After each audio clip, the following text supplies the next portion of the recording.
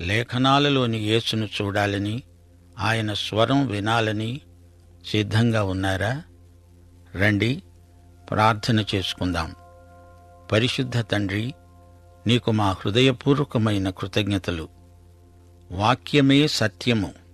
మీ సత్యముతో మమ్ములను ప్రతిష్ఠ చేయుమని, వాక్యమందలి నిత్యజీవము మాకు అనుభవైక వేద్యమగునట్లు వాక్యధ్యానమందు మమ్ములను నడిపించుమని, రోగగ్రస్తులను బాగుచేసి కుటుంబ సమస్యల్లో బాధితులైన వారికి విడుదల ప్రసాదించుమని ప్రభు యేసుక్రీస్తు నామమున ప్రార్థిస్తున్నాము తండ్రి. ఆమేన్. సోదరీ సోదరులారా, ఈ రోజున మనం ఆదికాండం 8వ అధ్యాయం చదువుకోబోతున్నాం. వినండి. ఈ అధ్యాయంలో జలప్రళయం ఉపశమించింది, వర్షాలు వెలిశాయి. దేవుడు నోవహును అతనితో కూడా ఓడలో ఉన్న సమస్త జంతువులను, సమస్త పశువులను జ్ఞాపకము చేసుకున్నాడు. దేవుడు భూమి మీద వాయువు బలముగా వీచేటట్లు చేయటం వలన నీరు తగ్గిపోయింది. అగాధ జలముల ఓటలు, ఆకాశపు తూములు మూయబడినవి. ఆకాశము నుండి కురుస్తున్న ప్రచండ వర్షం నిలిచిపోయింది. అప్పుడు నీరు భూమి మీద నుండి క్రమక్రమముగా తీసిపోతూ ఉంది. 150 రోజులైన తరువాత నీరు తగ్గిపోగా 7వ నెల 17వ రోజున ఓడ అరారతు కొండపైన నిలిచింది. జలప్రళయం ఎలా మొదలైందో, ఎంత ఉద్ధృతమైందో ఇంతకు ముందు మనం విన్నాం. ఇప్పుడు ఆ ప్రళయం తీవ్రత తగ్గిపోయింది. దేవుడైతే నోవహును మరచిపోలేదు. ఎంత చక్కని మాట! దేవుడు నోవహును జ్ఞాపకముంచుకున్నాడు. అప్పుడు దేవుని ఆజ్ఞ చొప్పున బలమైన గాలి వీచింది. నీటి మట్టం తగ్గింది. 1 రోజులో తగ్గలేదు. 150 రోజులు సంతత ధారగా కురిసిన వర్షం. ఆ నీరు తగ్గడానికి 261 రోజులు పట్టింది. దీన్ని బట్టి మనకు ఏమి బోధపడుతోంది? అది ఎక్కడో స్థానికంగా జరిగింది కాదు, విశ్వవ్యాప్తమైన గొప్ప ప్రళయం. అది మహాప్రళయం. నీరు 7వ నెల వరకు క్రమంగా తగ్గుతూ వచ్చింది. 7వ నెల కొండల శిఖరాలు కనిపించాయి. 40 రోజుల తరువాత నోవహు తాను చేసిన ఓడ కిటికీ తెరిచి ఒక కాకిని వెలుపలికి వదిలిపెట్టాడు. అది బయటికి వెళ్లి భూమి మీది నుండి నీరు ఇంకిపోయే వరకు అటూ ఇటూ తిరుగుతూ ఉన్నది. నీరు నేల మీది నుండి తగ్గిందో లేదో చూడటానికి అతడు తన వద్ద నుండి నల్ల పావురం ఒకటి వెలుపలికి విడిచిపెట్టాడు. నోవహుకు పక్షులతో మంచి అనుభవం ఉన్నట్టుంది. 2 పక్షులను బయటికి పంపాడు. మొదట కాకిని, తరువాత పావురమును విడిచిపెట్టాడు. 9 నుండి 12వ వచనం వరకు. నీళ్లు భూమి అంతటి మీద ఉన్నందున అరికాలు మోపడానికి కూడా దానికి స్థలం దొరకలేదు గనుక ఓడలోనే ఉన్న అతని వద్దకే అది తిరిగి వచ్చింది. అప్పుడతడు చేయి చాచి దాన్ని పట్టుకొని ఓడలోకి తీసుకున్నాడు. అతడు మరి 7 రోజులు తాళి మరల ఆ నల్లపావురాన్ని ఓడలో నుండి వెలుపలికి విడిచాడు. సాయంకాలం అది అతని వద్దకు వచ్చినప్పుడు తుంచిన ఒలీవ ఆకు దాని నోట ఉన్నది గనుక నీరు భూమి మీది నుండి తగ్గిపోయిందని నోవహుకు తెలిసిపోయింది. అతడు ఇంకా మరి 7 రోజులాగి ఆ పావురాన్ని వెలుపలికి విడిచాడు. ఆ తరువాత అది అతని వద్దకు తిరిగి రాలేదు. సోదరీ సోదరులారా, ఇదిగో ఇక్కడ కాకి పావురమును గురించిన ఒక గొప్ప పాఠం మనం నేర్చుకోగలం. నోవహు 1 సంవత్సరం పాటు ఓడలోనే ఉండిపోయాడు. అప్పుడు ఒక కాకిని పంపాడు. ఆ కాకి మళ్లీ తిరిగి రాలేదు. పావురము 2 సార్లు తిరిగి రావడం జరిగింది. చివరికి వస్తూ ఒక ఆలివ్ ఆకు రెమ్మ ముక్కున కరుచుకొని వచ్చింది. పావురము, ఒలీవ ఆకు రెమ్మ శాంతికి సంకేతములై అందరి మనస్సుల్లో అలా నిలిచిపోయాయి. రెండోసారి శాంతి కపోతము తెచ్చిన కబురు ఎంతో ఆశాజనకమైంది. మరోసారి పావురమును తిరిగి పంపితే అది మళ్లీ రాలేదు. అంటే ఇక తీర్పు లేదు, గతించింది అని అర్థం. భూమిపై శాంతి నెలకొన్నది అని భావం. దేవునికి ఉగ్రత తెప్పించి జలప్రళయానికి కారకుడైన అదే మానవుడు అదే ఓడలో నుండి వెలుపలికి వచ్చాడు. మనిషిలో అట్టే మార్పు వచ్చినట్లు కనపడదు. అంతటి ఘోరమైన జలప్రళయం వచ్చినా మనిషి మనిషే. మనిషి మారలేదు. అతని పాపం పోలేదు. ఈ చేదు నిజంలో నుంచి ఓ గొప్ప ఆధ్యాత్మిక పాఠం నేర్చుకొని తీరాలి. నోవహు పక్షుల పరిశీలన మొదలుపెట్టాడు. కాకిని పంపితే అది తిరిగి రాలేదు. ఎందుకని కాకి తిరిగి రాలేదు? కాకి ఏమి తింటుందో మనకు తెలుసు. ఉచ్ఛిష్టాన్ని, కుళ్ళిన దాన్ని కాకి తింటుంది. జలప్రళయం తరువాత చచ్చిన జంతు కళేబరాలు నీటిపై తేలుతూ కనిపించాయి. కాకికి ఇది గొప్ప విందు. మళ్లీ ఓడలోకి వెళ్లాలే అనే ధ్యాస దానికి లేదు. కుళ్ళు విందుతో పరవశించిపోయింది కాకి. కుళ్ళు, కంపు, దుర్గంధం. తిన్నది తిన్నట్లే తింటున్నది కాకి. కాకి అసలే అపవిత్ర పక్షి. అయితే పావురం అలాంటిది కాదు. దేవుని లేఖనాలలో పవిత్ర పక్షుల జాబితాలో పావురం ఉంది. మీకు జ్ఞాపకం ఉంది అనుకుంటాను. నోవహు తన ఓడలోకి పవిత్రమైనవే కాక అపవిత్ర ప్రాణులను కూడా తెచ్చిపెట్టుకున్నాడు. పావురం కబురు తెచ్చింది. అది మచ్చిక చేయబడిన ఇంటి పక్షి. రెండోసారి పావురం వెళ్ళింది. నోవహు మంచి పిట్టలరాయుడైపోయాడేమిటి? నోవహు పంపిన పావురం రావటంతో ఆరిన నేల కనిపించింది అని ధృవపడింది. మూడోసారి పంపబడిన పావురం తిరిగి రానేలేదు. తీర్పునకు సూచన అయిన జలప్రవాహం ఇప్పుడు లేదు. అంతా గతించింది. శిక్షావిధి లేదు, పోయింది. ప్రళయం గతం. ఈ సంగతి నోవహుకు అవగతం. గమనించండి, బైబిలు సత్యాలు ఎన్నో ఆదికాండంలో అంకుర రూపంలో ఉన్నాయి. విశ్వాసిలో రెండు స్వభావాలు ఉన్నాయి. పాత కొత్త స్వభావాలు రెండు విశ్వాసిలో ఉన్నాయి. 2 కొరింథీ 5:17 ఇదే సత్యాన్ని ప్రకటిస్తోంది. ఎవడైనా క్రీస్తునందు ఉన్న ఎడల ఆ వ్యక్తి నూతన వ్యక్తి.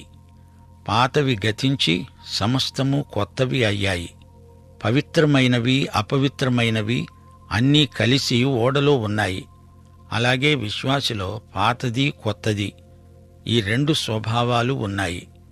యోహాను సువార్త 3:6 యేసు ప్రభు అన్నాడు, శరీరం మూలముగా జన్మించినది శరీరం, ఆత్మ మూలముగా జన్మించినది ఆత్మ. రోమాపత్రిక 7:18 పౌలు అన్నాడు, నా శరీరమందు నాయందు మంచిది ఏదీ నివసించదని నేను ఎరుగుదును. మేలైనది చెయ్యాలి అనే కోరిక నాకు కలుగుతున్నది కాని దాన్ని చేయడం నాకు కలగటం లేదే. పౌలు మాటలో ఈ 2 స్వభావాల మధ్య ప్రవర్తిల్లుతున్న సంఘర్షణ వివరించబడింది. ఈ రోజున కూడా విశ్వాసిలో పాత కొత్త స్వభావాల మధ్య ప్రచ్ఛన్న యుద్ధం జరుగుతూనే ఉంది. తీర్పునకు గురి అయిన ఈ లోకంలోకి వెళ్ళింది కాకి. తనకు కావలసిన మురికి తిండి బోలెడంత దానికి దొరికింది. కుళ్ళిన చెత్త చెదారపు విందు కాకికి పసందు. ఏనుగ చచ్చి కుళ్ళి కంపు కొడుతోంది. కాకికి అది ఇష్టముష్టాన్నం. కాకి ఆ మూల నుండి ఈ మూలకు పలుసార్లు తిరిగింది. ఇది పాత స్వభావానికి సరైన సంకేతం. సోదరీ, సోదరా, నీ పాత స్వభావం కాకిలాంటిది. పాత స్వభావం ఈ లోకమందలి పదార్థాలను ఆశిస్తుంది. వాటిని కడుపారా మెక్కాలని చూస్తుంది. రాత్రిళ్ళు లౌకిక వినోదాలలో మునిగి తేలుతారు. ప్రార్థనకు, ఆలయానికి మటుకు వెళ్లరు. కుంటి సాకులు ఎన్నైనా చెప్పవచ్చు. ఎన్ని చెప్పినా అసలు రహస్యం నీలోని పాత స్వభావం. అంతే. అయినా నేను మాట అడుగుతాను, పాత స్వభావం నీకు సాకు ఎలా అవుతుంది? సరే, నోవహు వదిలిన పావురం తీర్పునకు గురైన లోకంలోకి వెళ్ళింది. కాని దానికి విశ్రాంతి చిక్కలేదు. దానికి తృప్తి కలగలేదు. తిరిగి ఓడలోకే వచ్చేసింది. లోకంలో విశ్వాసి పావురం లాంటివాడు. పాత కాకి లోకంలోకి వెళ్లి లోకపు మురికిని ఆశించింది. కాకి, పావురము ఈ రెండిటి దృక్పథాలే విభిన్నమైనవి.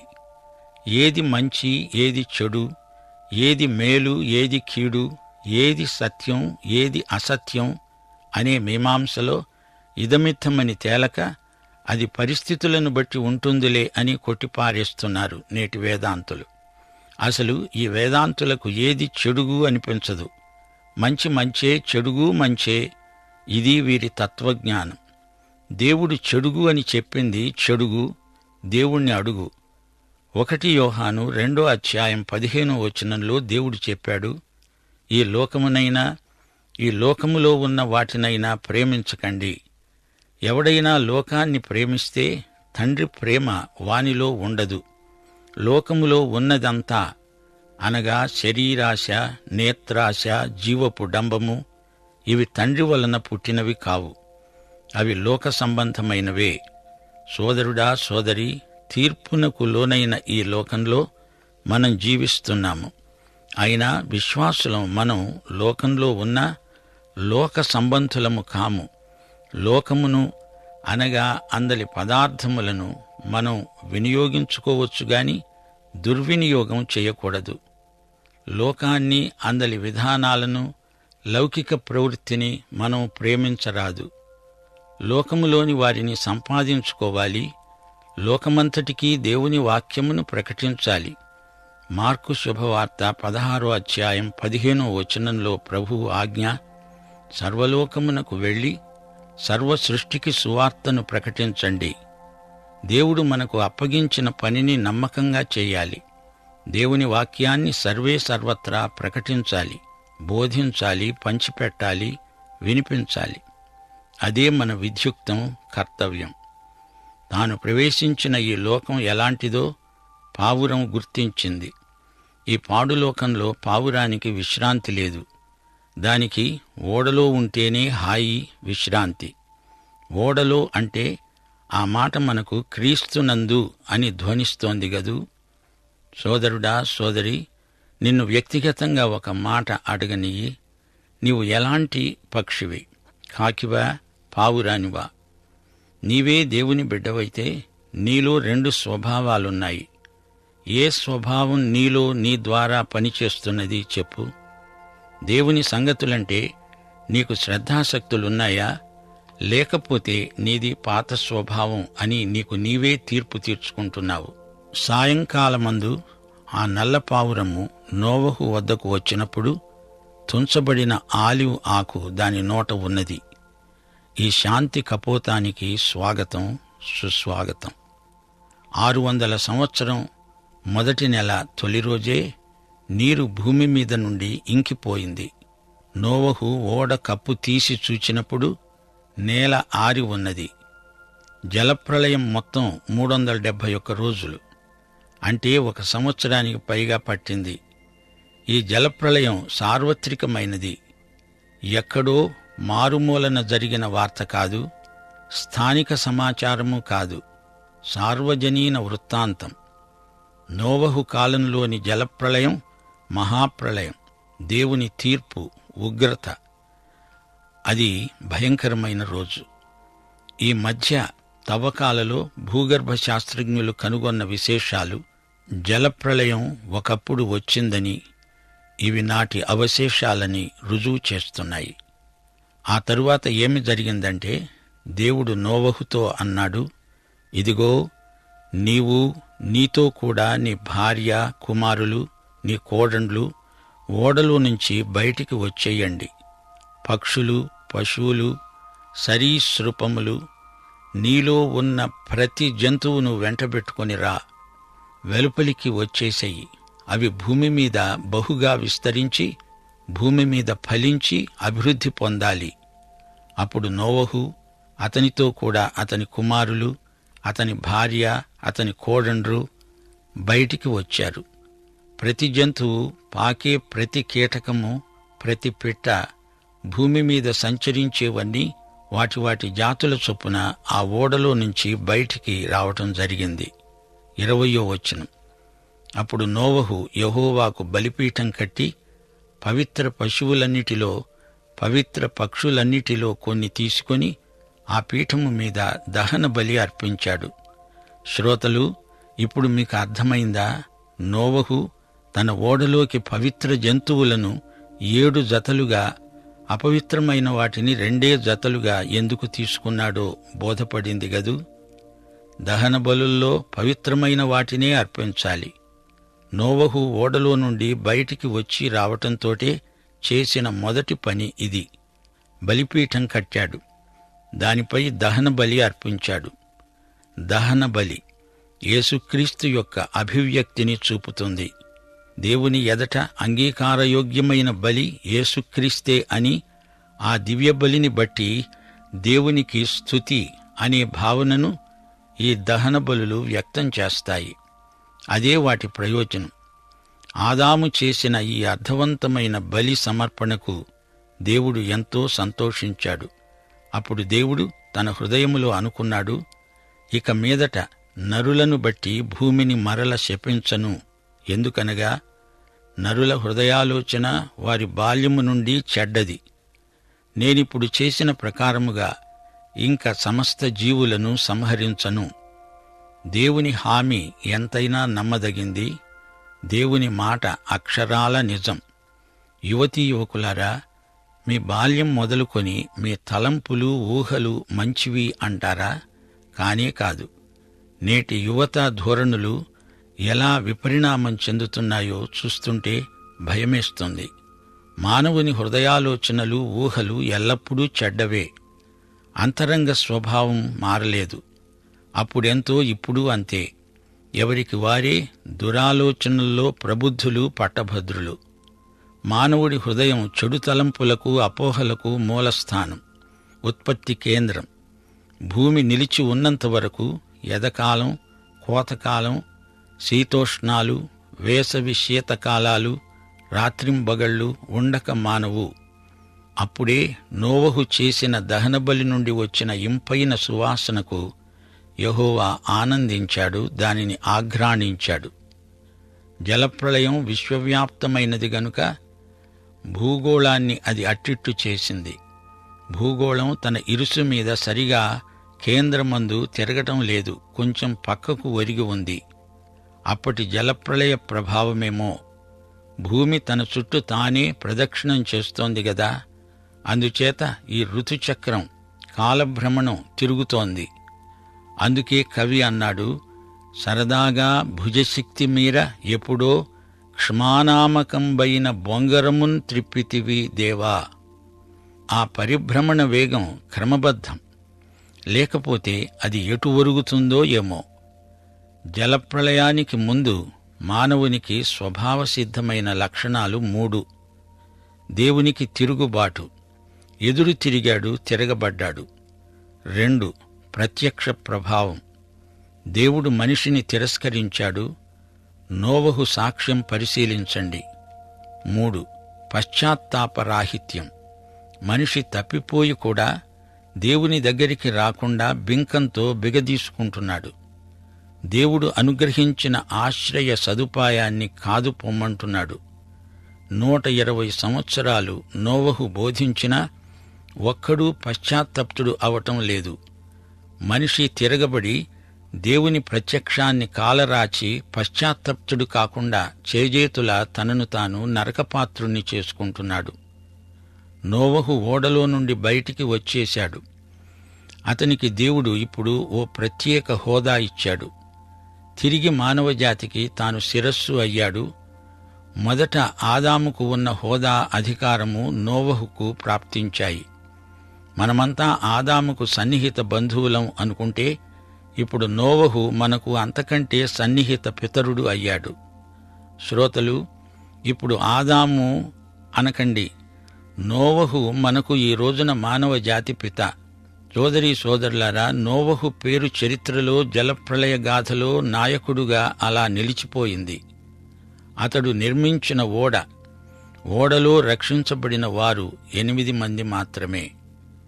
ఏదెను తోటలో ఆదాము ప్రారంభ వ్యక్తి, కాని అతనితో ప్రారంభమైన కార్యక్రమమంతా జలప్రళయంతో ముగింపునకు వచ్చింది. నోవహుతో మానవజాతులు ఆవిర్భవించాయి. నోవహు మరో యుగపురుషుడు, శకకర్త. ఈ వ్యక్తి నోవహు తన తరంలోని మనుషులందరిలో దేవునికి నచ్చిన వ్యక్తి. దేవునితో నడిచిన వ్యక్తి. 120 సంవత్సరాలు ఓడ నిర్మాణంలో దేవుని కార్మికుడుగా పనిచేస్తూ అదే సమయంలో దేవుని సందేశకుడై, బోధకుడై ప్రబోధాలు చేసిన నిర్విరామ దైవసేవకుడు, గొప్ప వ్యక్తి. ఓడ నిర్మాణం ముగిసింది. తన కుటుంబంతో అందులోకి ప్రవేశించాడు. క్షేమము, భద్రత అతనికి ప్రాప్తించాయి. భయంకరమైన జలప్రళయం రానే వచ్చింది. అంతా సర్వనాశనం. కాని ఓడలో ఉన్న 8 మందికి మాత్రం క్షేమం, నిశ్చింత. ఆదికాండంలో ప్రారంభాలున్నాయి. ఆదాముతో ఒక ఆరంభం, నోవహుతో రెండో ఆరంభం. మహాశ్రమల కాలంలో రోములో హతసాక్షుల కళేబరాలు సమాధి పెట్టెలలో భద్రం చేయబడినవి. వారి సమాధులపై చెక్కబడిన చిత్తరువులు ఏమిటనుకున్నారు? నోవహు జలప్రళయపు ఓడ. నోవహుకు లభించిన రక్షణ మనకు క్రీస్తునందు లభించిన రక్షణకు చారిత్రక సంకేతం. నరుల చెడుతనాన్ని దేవుడు చూచాడు. దేవుడు చూచే దేవుడు. మన అంతరింద్రియాలను పరీక్షించే దేవుడు. మత్తయి శుభవార్త 5వ అధ్యాయం 8వ వచనం, హృదయశుద్ధి గలవారు దేవుని చూడగలరు, అట్టివారే ధన్యులు అని యేసు ప్రభువు కొండమీది ప్రసంగంలో పలికాడు. మానవులు దాచిపెట్టుకున్నదంతా దేవుడు తేటగా చూడగలడు. చీకటిలో కూడా అంతా దేవుని కన్నులకు కనపడుతుంది. ఆదాము నిషిద్ధ ఫలం తింటుంటే దేవుడు చూడలేదా? యాకోబు వారిని వీరిని మోసం చేసినప్పుడు దేవుడు చూడలేదా? ఆకాను చౌర్యాన్ని దేవుడు చూడలేదా? దావీదు చేసిన చీకటి తప్పును దేవుడు చూడలేదా? తనను అప్పగించబోయే ఇస్కరియోతు యూదా అంతరంగాన్ని ఆయన చూడలేదా? ఒట్టు పెట్టుకొని యేసును నేను ఎరగనే ఎరగను అని బొంకిన పేతురు మనస్సును ఆయన చూడలేదా? అందాక ఎందుకు? మనం దేవుని మాట వెనక ఆయన ఆజ్ఞలను ఉల్లంఘిస్తే ఆయన చూడడా? ఆయన అంతా చూస్తాడు, అందరినీ చూస్తాడు. ప్రజల పాపభూయిష్టమైన బతుకులను ఆయన చూచాడు. హృదయశుద్ధి లేని వారు దేవుణ్ణి చూడలేరు గనుక దేవుడు తమను చూడటం లేదు అనుకుంటారు బుద్ధిహీనులు. దేవుడు లేడని అనుకుంటారు బుద్ధి లేనివారు. దేవుణ్ణి, ఆయన కట్టడలను మరచి ప్రజలు ఇష్టం వచ్చినట్లు బ్రతుకుతూ ఉంటే దేవుడు చూస్తూ ఉంటాడు గాని చూస్తూ ఊరుకోడు, చర్య తీసుకుంటాడు. అయితే జలప్రళయం వచ్చింది. ఈసారి జలప్రళయం కాదు, అగ్నిప్రళయం రాబోతోంది. నోవహు దేవుని దృష్టిలో కృపను పొందాడన్న మాటను మా శ్రోతలకు మరోసారి జ్ఞాపకం చేస్తాను. దేవుడు మనిషి పాపాన్నే కాదు, మనిషిలో ఏదైనా మంచి ఉంటే అది కూడా దేవుడు చూస్తాడు. 103వ కీర్తన 10వ వచనంలో దావీదు కవిరాజు గానం చేస్తూ అన్నాడు, దేవుడు మన పాపములను బట్టి మనకు ప్రతీకారము చేయలేదు, మన దోషములను బట్టి మనకు ప్రతిఫలమియ్యలేదు. చుట్టూరా పాపం పేరుకొని దట్టంగా ఆవరించి ఉన్న రోజుల్లో నోవహు దేవునితో నడిచాడంటే అది గొప్ప సంగతి. దేవుని మనిషి నోవహు. ఆ తరంలో దేవుని కృపను పుణికి పుచ్చుకున్న మనిషి నోవహు. దేవుని దీర్ఘశాంతం 120 సంవత్సరాలు ప్రవర్తిల్లింది. ప్రజలు తమ మార్గాలను మార్చుకుంటారని దేవుడు దీర్ఘశాంతం వహించాడు. విశ్వాసమును బట్టి హనోకు నిరీక్షణను సాధన చేశాడు. సోదరీ సోదరులారా, గమనించండి, గ్రహించండి. తిరస్కరించబడిన దేవుని ప్రేమ తీర్పుగా పరిణమిస్తుంది. నోవహు ఎలాంటి వ్యక్తి? అతడు దేవుణ్ణి విశ్వసించినవాడు నిజమే, కాని అతడు విధేయుడు కూడా. దేవుడు నిర్ణయించిన మార్గమే అందరికీ. నోవహు ఓడను మించినది యేసు రక్షణ ఓడ, శిలువ ఓడ. ప్రార్థన చేసుకుందాం. దేవా తండ్రి, ఈ రోజున మేము నేర్చుకున్న అమూల్య పాఠాలు మా ఆత్మకు బలవర్ధకమైన ఆహారం, మా సర్వశరీరానికి ఆరోగ్యవర్ధకమైన పరమౌషధం. మమ్ములను క్రీస్తునందు ఆశీర్వదించుమని, మా ప్రతి అవసరము తీర్చుమని యేసుక్రీస్తు వారి పరిశుద్ధ నామమున ప్రార్థిస్తున్నాము తండ్రి. ఆమేన్.